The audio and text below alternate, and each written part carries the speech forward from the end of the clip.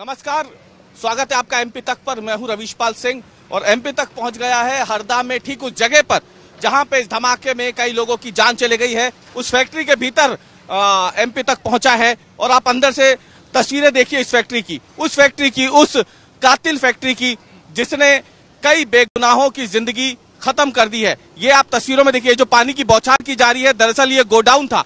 इसी गोडाउन में बड़ी संख्या में पटाखे रखे हुए थे और उसी में आग लगी है।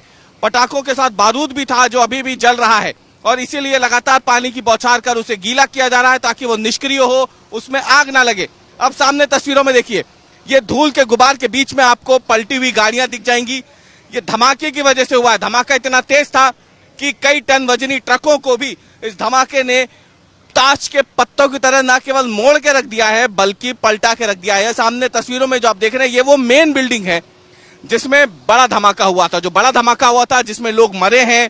और जब मलबा उछला था और जब वो मलबा उछल के लोगों पे गिरा तो उसकी वजह से भी कई लोगों की मौत हुई। सामने तस्वीरों में आप देखें तो अभी उस मलबे के ऊपर पानी की बौछार कर बारूद को निष्क्रिय करने की कोशिशें हो रही है, तो दूसरी तरफ ये जो मलबा गिरा पड़ा है इसे भी साफ किया जा रहा है, क्योंकि अभी किसी को भी इस बात की जानकारी नहीं कि आखिरकार इस मलबे के नीचे क्या और भी इंसानी जिंदगी है जो बची हैं या फिर नहीं बची हैं, या शव में बदल चुके हैं वो लोग, क्या मर चुके हैं। इसके अंदर ऐसी बॉडियां भी हो सकती हैं, ऐसी संभावना जताई जा रही है।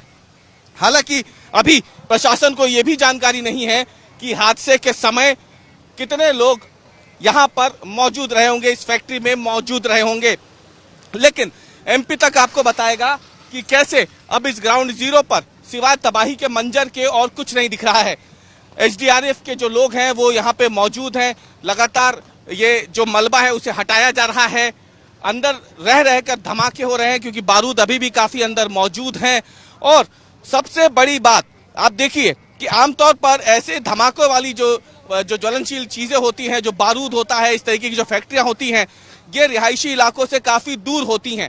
लेकिन हरदा में जिस जगह पे यह धमाका हुआ है, सामने तस्वीरों में देखिए, हम आपको नजदीक चल के दिखाएंगे क्योंकि एमपी तक ही आपको जो सच्ची सरोकार की चीजें होती हैं जो बताता है। और सवाल भी एमपी तक उठा रहा है कि आखिरकार जहां पे ये धमाका हुआ है उसके ठीक पास ही में ये रिहायशी कॉलोनी क्यों बन गई, क्यों यहाँ पे घर बन गए। और उन घरों का हाल देखिए आप, ये जब धमाका हुआ है तो उन घरों का हाल देखिए क्या हो गया। पूरी तरीके से ये घर जो है अब मलबे में बदल चुके हैं, खंडर में बदल गए हैं, क्योंकि इनमें इतने दबाव के साथ जो है धमाका जब हुआ तो बारूद गया, अंदर पत्थर गए, मलबे गए, लोहे की रॉड गई। अंदर अगर कोई मौजूद रहा होगा तो उसके बचने की संभावना ना के बराबर है, और अगर अंदर कोई नहीं भी था उसके बावजूद अब ये घर रहने लायक तो कम से कम नहीं बचे हैं। पूरी तरीके से ये नेस्तनाबूद हो चुके हैं और ये तस्वीरें गवाही देती है कि कैसे इतनी बड़ी घटना यहाँ पे हो गई है। और जिम्मेदार आखिर कौन है, ये बड़ा सवाल है। ये जो घर हैं, टूटे हुए घर हैं, ये इस बात की गवाही दे रहे हैं कि प्रशासन की नाक के नीचे ये इतनी बड़ी लापरवाही हुई है। सैकड़ों टन बारूद रिहायशी इलाके के ठीक साथ ही में इस फैक्ट्री के भीतर मौजूद था। अगर ये अवैध था तब भी प्रशासन को इसकी भनक क्यों नहीं लगी? क्या प्रशासन की मिलीभगत से ये सब चल रहा था? क्योंकि अगर ये अवैध है तो फिर प्रशासन ने इस पर समय रहते कोई कार्रवाई क्यों नहीं की? और क्योंकि अगर ये कार्रवाई की होती तो शायद आपको ये विध्वंसकारी तस्वीर यहाँ देखने को नहीं मिलती। बड़ा सवाल एक और है, एमपी तक पे हम आपको वो भी बताएंगे। सवाल ये है कि जिस जगह पे ये हादसा हुआ है यहाँ पर पहले भी इसी तरीके के हादसे हो चुके हैं। हालांकि वो इतने बड़े नहीं थे लेकिन उसमें भी लोगों की जान गई थी, और इसके बावजूद यहाँ पे नजरअंदाज किया गया इस लापरवाही को, और ये फैक्ट्री लगातार चलती रही, जिसका नतीजा अब ये है कि यहाँ पर इतनी बड़ी संख्या में ये जब हादसा हुआ तो लोग हताहत हुए हैं, उनकी मौत हुई है। और इसके बाद हम आपको ये भी बता दें कि जो फैक्ट्री का जो मालिक है, बताया जा रहा है कि उस पर पहले भी इसी तरीके की लापरवाही के लिए न केवल केस दर्ज हुआ था बल्कि उसे जेल की हवा भी खानी पड़ी थी।